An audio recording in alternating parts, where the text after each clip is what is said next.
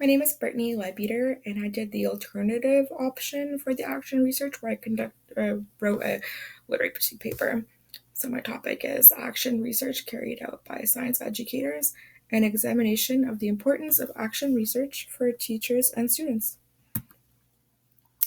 So I focused on teachers who wanted to improve their teaching practices in science classrooms through involving more inquiry-based lessons and teachings. So if we start with background, summaries of 5 different action research articles, and then commonalities I found between the action research articles. My thesis statement is action research improves student learning, allows teachers to reflect on their teaching practices, and develops a sense of community amongst educators. I came up with this thesis after looking at the commonalities I'll be discussing later in this presentation. So one of the first articles that I looked at for action research is one that had an educator who wanted to complete more project-based assignments while integrating blogs, Microsoft PowerPoint, and the internet. So she was a 6th grade long-term supply teacher, and she noticed that her students were not engaged during her science lessons. And so she asked herself what would happen if I incorporated technology into my science class. So she completed her action research with the help of 2 doctoral classmates and a university professor. She was a PhD candidate herself, so this was part of her support system. She booked what was called an e-classroom that had a computer and a projector within the school for her students for science class. And the students completed a project-based assignment where they got to choose their own topics. They created a blog with the information that they learned in her lectures. The study findings were that the students were a lot more motivated, showed more pride in their work, and enjoyed having more autonomy over their coursework. So this answered her question of if she incorporated technology into science class, students would be more engaged. The second article that I looked at was where action research was carried out by teaching inquiry-based coding lessons. It was a pre-service teacher, and she felt apprehension towards teaching, mostly on her ability to plan a lesson that would have the students both engaged and understanding the content being taught. So she was able to actually teach lessons with a focus on ocean sciences on Saturdays as part of this program she was part of with other teacher candidates. And it was elementary school students. And throughout her action research process, she evaluated herself. So in the beginning, when she wrote down that she felt apprehension towards teaching, and then she continued to do self-reflections, she was able to connect with her classmates and professor to gain support and insight into her teaching practices. So another example where she wasn't alone in creating this action research process in isolation from other educators. And at the end of the study, she reported increased efficacy and felt confident in her ability to plan a full science lesson that featured inquiry-based learning opportunities. So the third article that I looked at had interactive whiteboard classrooms. So it was 4 different educators, 2 different schools, 2 educators in each. And they all carried out the same action research in their classroom and were able to share their progress with one another throughout the science units they were teaching. So they weren't all teaching the same science units at the same time, but they were able to still work collaboratively as they taught science. They used science notebooks on the interactive whiteboards, IWBs, instead of PowerPoint presentations when they were teaching course content. And these notebooks had both written course content as well as interactive videos and other visual elements that were used to engage the students. The teachers focused on evaluating student participation, so how frequent each student participated, as well as the quality of student talk during discussions to evaluate whether the IWB improved student engagement level or not. So a very huge part of this was that the educators were making efforts to pause. So they'd ask a question and give the students enough time for that information to percolate so that they could get really good quality responses out of the students. And all the notebooks were shared amongst the 4 educators who were participating, and they all collaborated and helped each other by weekly check-ins. So in the end of the study, the findings were that the frequency of participation and quality of talk did increase. The fourth article that I looked at was focused in a kindergarten classroom. So it was a kindergarten teacher working for a few years. And she noticed that while her students were very engaged and excited to participate in the different play-based learning opportunities she provided in her science class time, they weren't using science language or discussing what they were exploring and observing. For example, she did for like a sink and flow activity. They weren't saying whether the items were heavier or sinking or floating. They were just playing in the water. So she decided to include more science talk during the week, where she set aside time in the week where the students would all sit around in a circle and discuss a specific science topic that they were working on. So this would usually be like after they viewed a video or read a book.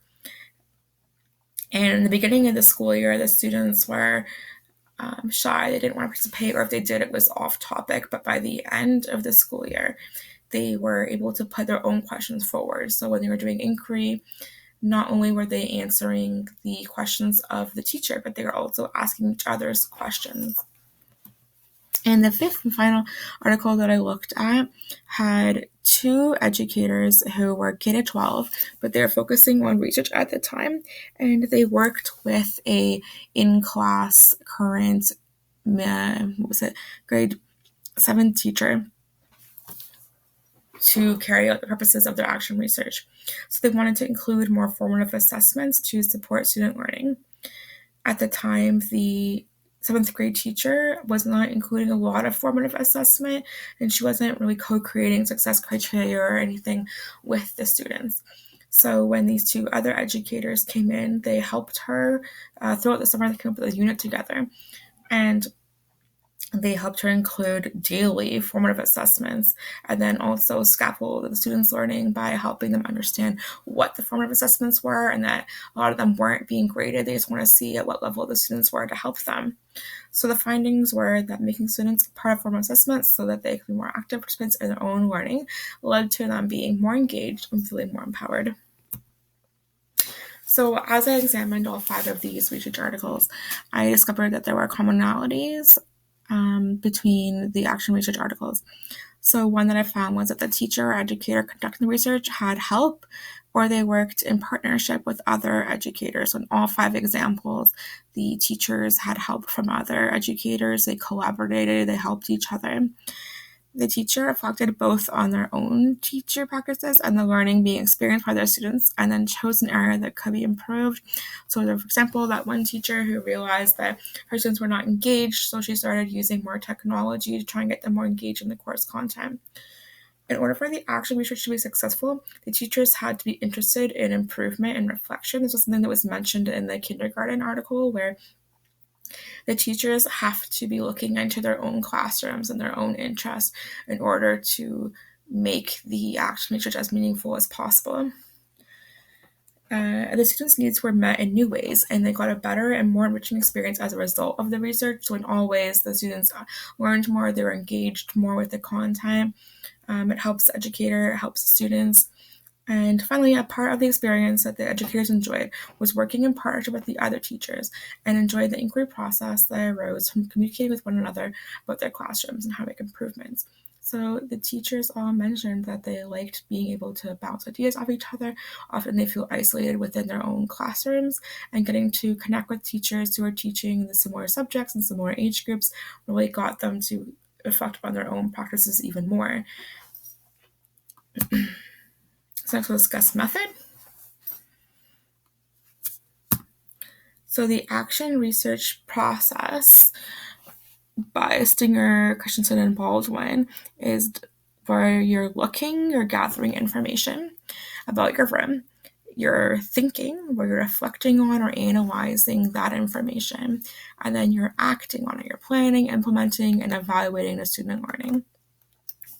So action learning is presented as a similar process of inquiry that guides student learning. Looking, thinking, acting, and action research and action learning are parallel processes that enable teacher and student to work in tandem to accomplish effective learning processes. So similar to what I was discussing with the commonalities early in the presentation, it helps student, helps teacher, helps everyone. So the participation in the 5 studies I looked at, all participants were in the studies were educators, university students in education programs, professors of education, and elementary school students. The settings were majority United States of America, and there was one that was in Taiwan. It was carried out in schools, a university, and after-school program centers. There were multiple types of data collection used throughout the action research articles. So observations were written documentations they took throughout the action research. For example, the frequency of student participation, that was observation. There were questionnaires. These were completed both by teachers and by students. There were interviews that educators interviewing each other, educators interviewing the students interviewing each other. Quite a few of the lessons, or at least the students' presentations as well, were videotaped so that they could be analyzed later. One study did use parent feedback to get a better picture of the engagement outside of school. And there was also inventory forms. One example was the Science Teaching Efficacy Beliefs Inventory. Not every action research provided a specific timeline for when the data was collected, but they did. It was usually the entire school year, or like a semester of the school, a science unit, and one was a 4-week period. For procedures, when describing procedures, the authors laid out the sequence of events that took place, such as coming up with a research topic or question, carrying out the research, and then how they analyzed the information. Typically, there was a summary that provided the different elements, such as when data collection points occurred. For example, some action research is required self-assessments to occur once a week or interviews at the beginning and end of the research, so they mentioned those key points. The authors did not give explanations for their choices, like why they chose one over the other. Discussion of findings. So discussing the data collection, the authors described their findings. In some cases, a summary was provided or charts with the data organized. Some excerpts were shown from student-teacher writings, such as like responses and reflective writings. Any data that was collected was explained further, and then the researchers gave possible explanations for some of the data or more correlations between information. Predicting the results. In general, the researchers did not discuss unintended outcomes, as the research provided the data and findings that they were expecting. In all 5 action research, the researchers were able to work through some problems with those that were supporting them throughout the research. That was a huge, important part. The researchers worked as a team, and that helped with interpreting the results and reflecting on the process. Some implications were that throughout the article, the researchers would make many connections to the research that they were carrying out, literature from other researchers. The implications for other teachers' practice was tied into the next steps. Next steps. The researchers always provided next steps for the literature community or themselves. It was an important step in the reflective process of action research to examine the action research that they carried out and then any potential next steps. For one example of this was that students were very engaged in creating their blogs in the science classroom, but the teacher did recognize that they didn't include many visuals and didn't reference any of their work. She said a lot of them were just copying and pasting. So the next steps would be to teach the students about plagiarism and how to create visually appealing presentations. And finally, conclusions.